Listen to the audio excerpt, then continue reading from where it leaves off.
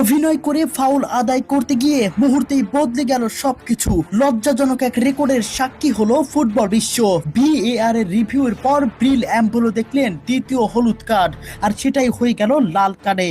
সিদ্ধান্ত শুনেই কান্নায় ভেঙে পড়লেন সুইজারল্যান্ডের এই তারকা ফুটবলার। শেষ পর্যন্ত কাঁদতে কাঁদতে মাঠ ছেড়ে চলে গেলেন তিনি। কি হয়েছিল তখন, কেন কোনো ফাউল না করেও লাল কার্ড দেখতে হলো তাকে? চলুন দেখে নেই বিস্তারিত রিপোর্টে।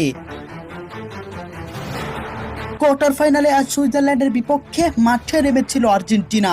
10 মিনিটে গোল করে এগিয়ে যায় আর্জেন্টিনা। এরপর 67 মিনিটে দারুণ এক গোলে সমতায় ফেরে সুইজারল্যান্ড। কিন্তু এরপরে ঘটে ফুটবল ইতিহাসের এক অন্যতম লজ্জাজনক রেকর্ড। ম্যাচের 71তম মিনিটে আর্জেন্টিনার লিয়ান্দ্রো প্যারাদেসকে হলুদ কার্ড দেখান রেফারি। তবে সঙ্গে সঙ্গেই ভিএআর থেকে আসে রিভিউর নির্দেশ।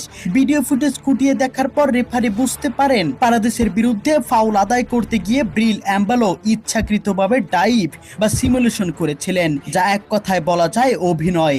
এরপরেই বদলে যায় পুরো সিদ্ধান্ত। প্যারাদেসের হলুদ কার্ড বাতিল করে অ্যাম্বলোকেই দেখানো হলো দ্বিতীয় হলুদ কার্ড, যা স্বয়ংক্রিয়ভাবে লাল কার্ডে পরিণত হয়। 72 মিনিটে 10 জনের দলে পরিণত হয় সুইজারল্যান্ড। হঠাৎ এমন সিদ্ধান্ত মেনে নিতে পারেননি অ্যাম্বলো। লাল কার্ড দেখেই আবেগে ভেঙে পড়েন তিনি। চোখের পানি লুকাতে পারেননি এক মুহূর্ত। সতীর্থরা তাকে সান্ত্বনা দেওয়ার চেষ্টা করলেও কোনো লাভ হয়নি। শেষ পর্যন্ত কাঁদতে কাঁদতেই মাঠ ছেড়ে ড্রেসিং রুমে ফিরে যায় তিনি। এই নাটকীয় ভিএআর সিদ্ধান্তই ম্যাচের মোড় ঘুরিয়ে দেয়।